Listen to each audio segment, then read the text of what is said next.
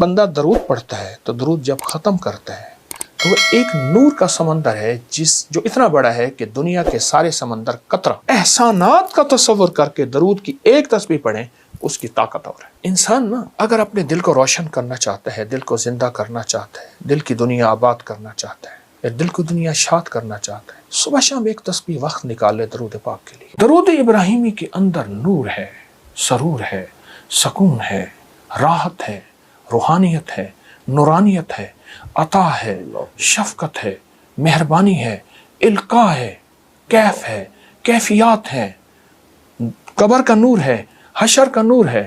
عجیب بات بتاؤ، ہمیں قبر میں جب بندہ جائے گا تو سارے چھوڑ جائیں گے، بھائی نہ تو کام آئے گا، نہ کوئی فرزند، عرصہ نہیں کھل جائے گا جب آنکھ ہوئی بند، وہ کام کرو جس سے خدا ہوئے رضامند، ہوشیار کے ہونا ہے تمہیں خاک کا پیوند۔ اللہ یوم یفر المرء من اخی و امہ و ابی و صاحبتہ و بنی، کوئی کام نہیں آئے گا۔ قبر میں رکھ کے اس کو سارے چھوڑ کے چلے جائیں گے، ایک حسین جوان اس کے سرہانے آ کے بیٹھے گا، اور نکیرین کے سوال و جواب، اور ہر لمحے میں اس کا ساتھ، اندھیروں میں روشنی، بھوک میں کھانے، قبر کے بچھونے، سب کا انتظام۔ کہ تو کون ہے؟ سارے مجھے چھوڑ گئے۔ کہا میں وہ درود ہوں جو تو اٹھتے پڑھتا تھا، بیٹھتے پڑھتا تھا، سوتے پڑھتا تھا، جاگتے پڑھتا تھا، تو مجھے نہیں بھولا، میں تجھے نہیں بھولا۔ اللہ اللہ ہر لمحہ۔ اجازت ہو ایک اور چیز بتاؤں؟ جی جی جی۔ علامہ جلال الدین سیوطی رحمۃ اللہ علیہ نے ایک بات لکھی ہے، فرمایا کہ ایک فرشتہ ہے، اس کے اتنے پر ہیں جتنی ساری مخلوق، آسمانوں کی، زمینوں کی، زمین کے نیچے، آسمان کے اوپر، آسمان کے نیچے، سمندر کے نیچے، اربوں خربوں خربوں خربوں مخلوق ہے، اس کے اتنے پر ہیں۔ جب فرمایا بندہ درود پڑھتا ہے تو درود جب ختم کرتا ہے تو وہ ایک نور کا سمندر ہے جو اتنا بڑا ہے کہ دنیا کے سارے سمندر قطرہ اللہ کے علم میں ہے، اس سمندر میں ڈبکی لگاتا ہے۔ جب باہر نکلتا ہے تو پروں کو جھاڑتا ہے، ہر پر سے قطرے گرتے ہیں، ہر قطرے سے فرشتہ بنتا ہے، اور ہر فرشتہ قیامت تک اس کی طرف سے درود پڑھتا رہے گا۔ اللہ اکبر، اللہ اکبر، اس ایک درود کے صدقے۔ یہ میرے کملی والے کے احسانات ہیں۔ اس لیے میرے شیخ فرماتے تھے درود پاک پڑھتے ہوئے میرے آقا کے احسانات کا استحضار ہو کے خیال، اماں کا احسان، باپ کا، معاشرے کا، محسن کا، لیکن جو کملی والے کا احسان ہے وہ کسی کا نہیں ہے۔ احسانات کا تصور کر کے درود کی ایک تسبیح پڑھیں، اس کی طاقت اور ہے۔ اللہ اکبر۔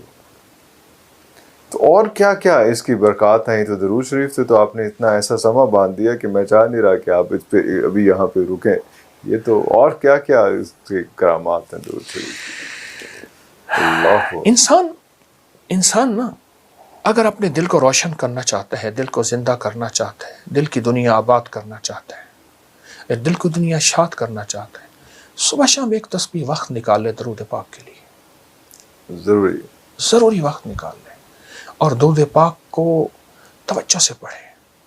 مختصر درود پڑھ لے۔ چلو سب سے مختصر درود ہے صلی اللہ علیہ وسلم، سب سے مختصر درود ہے صلی علی محمد، صلی اللہ محمد۔ یہ بھی مختصر درود ہے۔ کوئی درود پاک مختصر کر لے۔ میں ایک عمل بتاتا ہوں آپ کو، وہ ہے کہ بعض اوقات نا انسان کی کچھ خطائیں ایسی ہوتی ہیں جن کی وجہ سے اس کی عبادتیں اس کے منہ پہ مار دی جاتی ہیں۔ ایک درویش تھے، وہ اپنی ہر نماز کے بعد، اپنی ہر عبادت کے بعد منہ پہ ہاتھ رکھ لیتے تھے۔ حضرت کیوں؟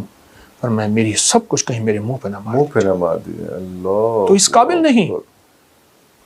لیکن عجیب بات بتاؤں، درود پاک کوئی بندہ دکھاوے، ریاکاری، بناوٹ، سجاوٹ، دھوکے کے لیے پڑھے، اللہ کہتا ہے میں پھر بھی قبول کروں۔ ہر عبادت کے لیے اخلاص ضروری ہے، اخلاص ضروری، مخلص ہونا۔ درود واحد ہے، اگر کوئی دکھاوے کے لیے پڑھے، جبکہ مومن دکھاوے کے لیے پڑھ ہی نہیں سکتا، مومن تو اللہ کی رضا کے لیے پڑھتا، فرمایا درود پھر بھی قبول ہے۔ اللہ۔ اور یہ جو نماز کی اتحیات میں نا، عرفان صاحب، نماز کی اتحیات میں یہ جو اللہ نے درود رکھا ہے نا، ساری عبادات کے بعد اتحیات ہے بالکل اتحیات ہے۔ لیکن التحیات سے پہلے آپ یہ دیکھیں، آپ ذرا غور کیجئے گا، التحیات للہ والصلوات والطیبات، بس یہاں تک رک جائیں۔ جب میرے آقا معراج پہ تشریف لے گئے تو اللہ پاک نے فرمایا میرے حبیب کیا لائے؟ تو حضور نے فرمایا میں آپ کے لیے اللہ التحیات للہ والصلوات والطیبات۔ تو اللہ پاک نے اس کا جواب دیا السلام علیکم ایھا النبی ورحمۃ اللہ وبرکاتہ۔ اگلا بھی عجیب سوال جواب دیا، اللہ پاک نے عجیب عطا فرمائی، کیا؟ قیامت تک کے لیے آپ جیسے مجھ جیسے ضعیفوں اور کمزوروں کے لیے بھی اللہ نے ایک عطا کر دی، السلام علینا وعلی عباد اللہ الصالحین۔ اے میرے حبیب آپ جب جائیں گے نا، آپ کی غلامی کرنے والوں کے لیے بھی میرے سلام ہے۔ سلام، اللہ اکبر۔ آپ غور کریں۔ اچھا اب اس کے بعد اگلی کہانی اور سچی کہانی، التحیات للہ والصلوات والطیبات والسلام علیک ایھا النبی ورحمۃ اللہ وبرکاتہ والسلام علینا وعلی عباد اللہ الصالحین۔ ٹھیک، اس کے بعد اشہد اللہ پڑھ کے سارا کچھ پڑھنے کے بعد پھر آپ درود پڑھتے ہیں، اور درود آخر میں پڑھتے ہیں۔ یہ اس بات کی بنیاد ہے کہ ساری عبادتوں پہ قبولیت کی مہر لگتی ہے، اللہ، اور وہ میرے آقا کملی والی کی نسبت کے بغیر نہیں لگ سکتی۔ نسبت مصطفیٰ، چوکٹ مصطفیٰ کے بغیر نہیں لگ سکتی۔ اللہ اللہ۔ اچھا حضرت جی، کچھ ایسے بھی جب لاسٹ ٹائم ہم نے پروگرام کیا تھا تو اس میں کچھ لوگوں کا کہا تھا کہ بات کریں، تاکہ بہت لوگ چاہتے ہیں کہ آپ سے بات کرنا چاہیں، تو ہم نے ایک ویب سائٹ بنائی تھی، ایک ساتھ ایک میسیجز کا ایک سسٹم شروع کیا تھا، اس میں بہت سارے لوگوں نے میسیج کیے۔ ایکیومولیٹو جو ہے کچھ 4 5 6 سوال ہیں جو اگر آپ کی اجازت ہو تو میں آپ سے پوچھ لیتا ہوں، کیونکہ زیادہ مسائل ایک ہی طرح کے۔ ایک تو یہ ہے کہ تسبیح خود سے آپ کی جو ابکری کی جو آپ کی ویب سائٹ ہے وہاں پہ بہت سارے آپ کے بیان ہیں، سارا کچھ ہے، تسبیحات ہیں، تو خود سے کوئی تسبیح مجھے لگ رہا ہے کہ یہ مسئلہ میرا ہے، اور وہاں سے چوز کریں اور چوز کر کے پڑھنا شروع کر دیں، اور ایک وقت میں 3 4 5 تسبیحات کرنے شروع کر دیں، تو کیا یہ مناسب رہے گا؟ خود ہی سے اپنا علاج تجویز کر کے خود ہی سے اس کی پریکٹس شروع کر دیں؟ ابکری کی ویب سائٹ پہ علاج تجویز کردہ ہوتا ہے، اس لیے ہر بندہ پڑھ سکتا ہے، ہر بندہ پڑھ سکتا ہے، تجویز کردہ ہوتا ہے، اس کی تعداد بھی، اس کے عدد بھی، اور پھر کوشش یہ ہے میری ابکری کی سائٹ پر ہر عمل قرآن و سنت اور اولیاء اکابر بڑوں کی نسبتوں کے ساتھ ہو، اس لیے ہر عمل کا حوالہ بھی ہے، ہمارے پاس ثبوت بھی ہے، تو وہ بندہ پڑھ سکتا ہے، اور انشاءاللہ وہ تو پوچھنے والے ہیں کروڑوں لاکھوں فیض پا رہے ہیں اور بے بہا فیض پا رہے ہیں۔ کیوں؟ ایک بات حقیقت ہے، وہی کا فیض قیامت تک رہے گا، قرآن بھی وہی اور فرمان مصطفیٰ بھی وہی، قیامت تک فیض رہے گا اور رہنا چاہیے۔